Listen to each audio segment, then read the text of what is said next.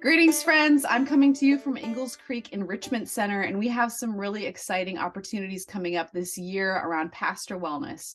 We know that burnout is real, and we really want to offer opportunities for pastors and those in ministry and full-time ministry to engage their own self health. And so we are looking at some pastor wellness opportunities, both virtually and on site at our property at Ingalls Creek outside of Leavenworth, Washington. I have with me here today Roy Howard, who's working with us from the Academy of Artful Leadership. We're partnering with him for this endeavor as he's already cultivated a great curriculum of how to walk with a group of pastors to talk through what's going on and kind of create some sustainable foundations of what it means to really revitalize the work that you do and understand your calling in a new season. And I also have some colleagues here who have participated in what he does. And so I want to invite each of them to kind of share some just reflections on the benefits of this program. So Roy, can you share a little bit about what you hope those who participate in this group what you hope to see them gain from it? Yeah, hi Becca. Great to be here with Greg and JC. What I really think is important and what I try to emphasize in this is the clarity of purpose. So that would be my first thing, that people come away with the sense of why the what that they do matters.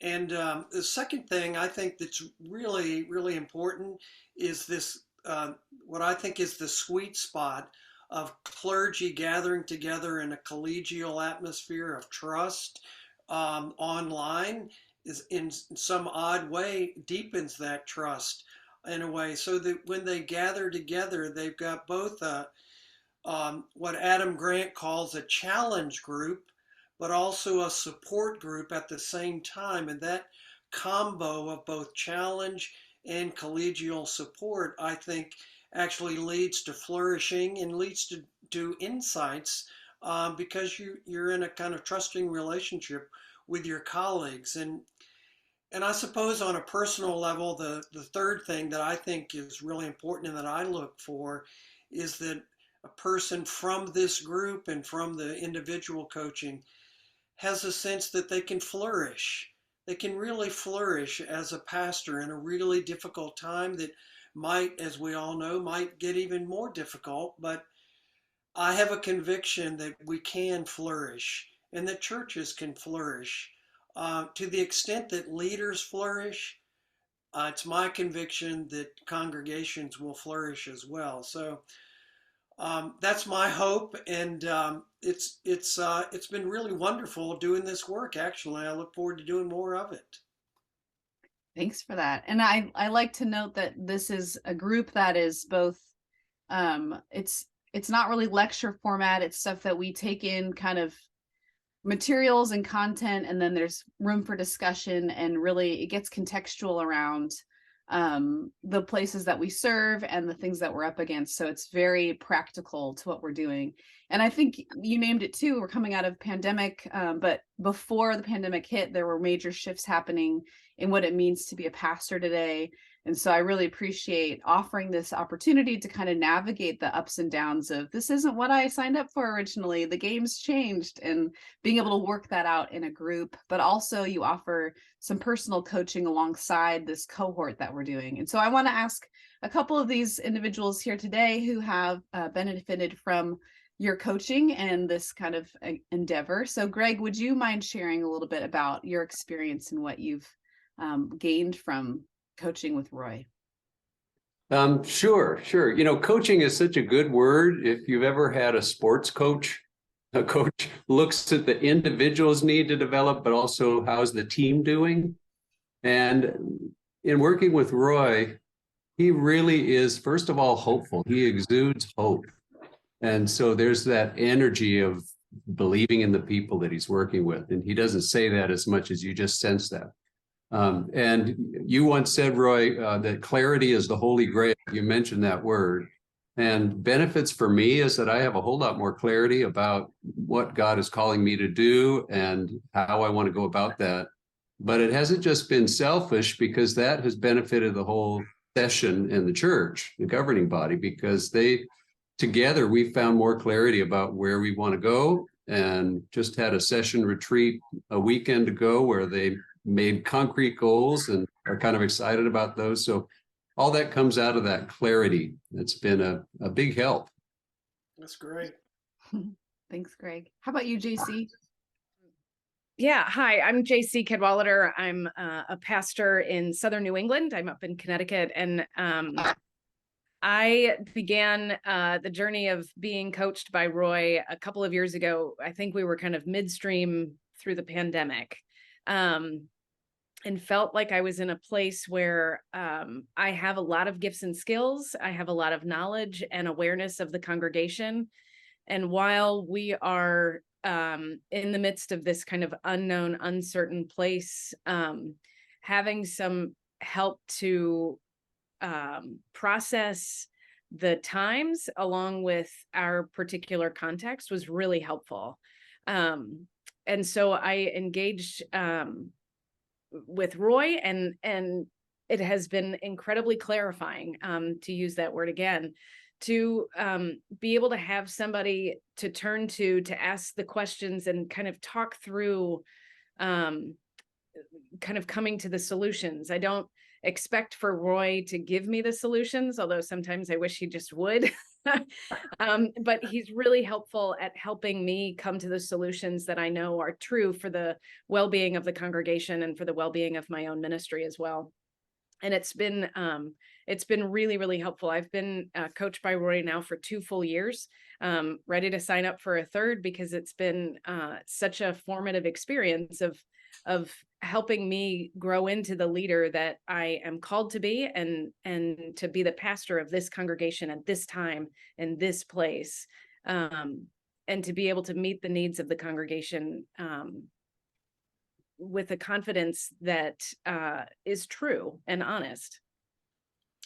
Hey, Becca, I think what's great about Greg and JC that may not have come across as clearly is we're talking really contextually East Coast, West Coast, different kinds of churches, different theological traditions that have informed each one of those, and yet both of them are really finding their path with their session leadership team around this notion of purpose that is that deepens the congregation's sense of why are we doing what we're doing. It sounds so simple, but to sit with a group of leaders and have them articulate the why of what they are doing in their personal life, as well as a community, is I hate to use a cliche, but I'm going to. It really is transformative.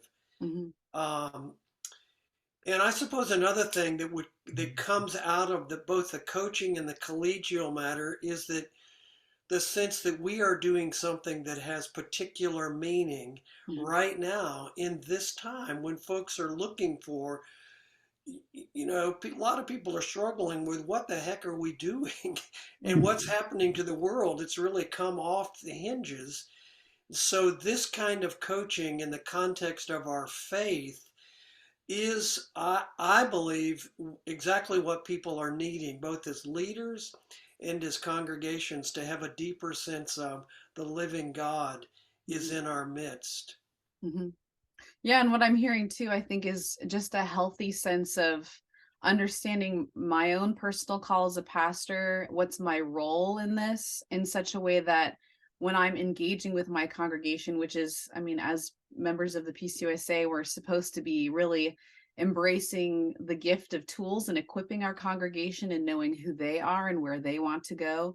And so in that healthy clarity and kind of recognizing what's my job, what's our job, what's God's job, this kind of offers that space to really hone in on how do we navigate that well? How do I lead a community to not be dependent on me, but that we're in partnership together?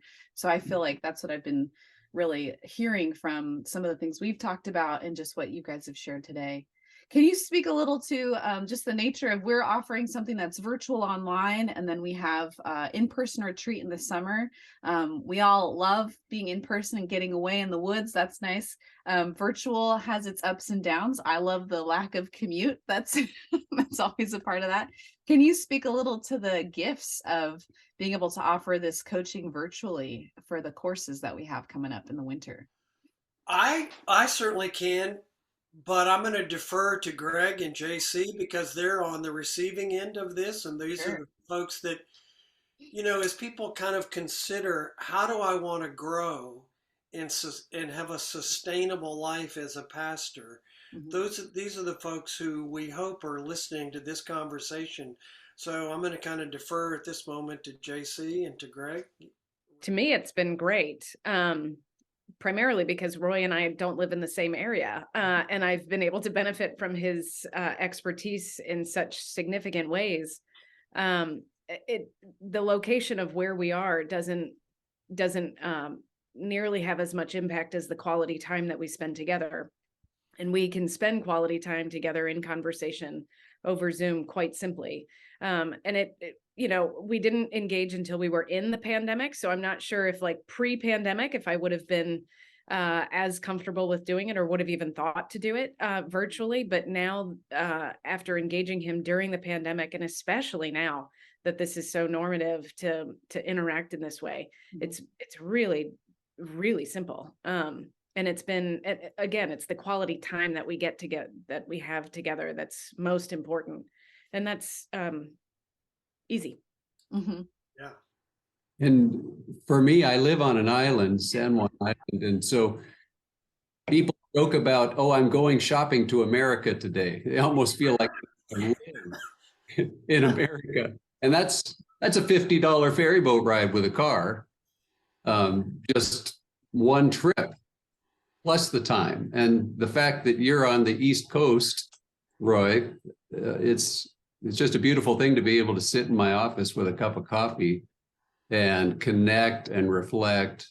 The way we're doing this setup, Becca, with the summer retreat and then the 6 sessions online, I think is just so optimal because of the trust that can be gained in the collegiality in the online times, that when we actually meet up in the beautiful, river, streams, forest, all of that. I'm biased, but I can't imagine a better way of doing continuing education and saying I'm going to spend 2023 engaged with colleagues. And I'm just going to repeat that Adam Grant notion that we all know about support groups, but Adam Grant's suggestion is that we also need challenge groups in our lives. Folks who trust us enough and we trust them, that they're going to increase our level of excellence by offering us the kind of challenge that we all need to grow.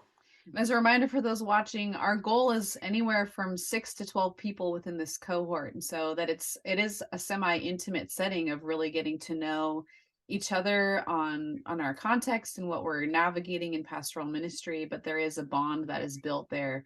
And it's not just like a webinar or a lecture, it is engaging conversation and prayerful space to discern and gain some clarity around call and mission and all of those things. And so we're excited to offer that. Our online stuff has a registration deadline of December 15th. So make sure you guys keep that on your calendars. And then we'll be we have that summer registration open until May, I think, but be great to have those connected for people to attend those cohorts online and then be with us together in heaven on earth. How does that sound?